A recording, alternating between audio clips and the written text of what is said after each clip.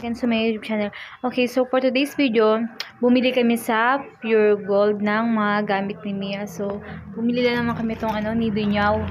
Ang nido niya ay 1.2 kilogram. 1 to 3 years old. Ayan, nido niya. Then, ito yun, umorder pa ako ng isang hagis sa Shopee. So, wait na lang natin. So, ito kakadating nga lang ng isang araw.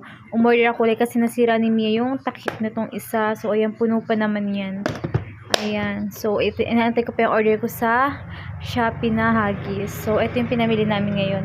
So, inilabas ko na pala siya sa box kasi is, yun lang. Gusto ko lang siya ilabas. So, bumili tayo ng chocolate. Nagamit yun na, naubos yun na yung isang chocolate.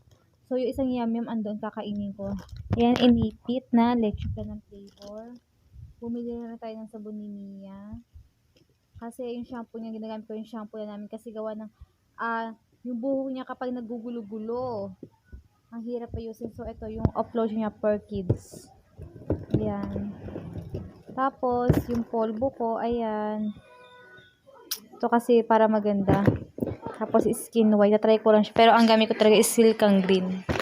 Tapos, those days, wala pa naman. So, ayan. Itatabi-tabi ko lang siya dyan para pag kailangan is magamit siya.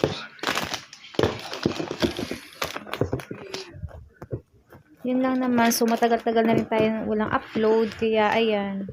Video ulit tayo. So, yun lang. Thank you for watching. Bye!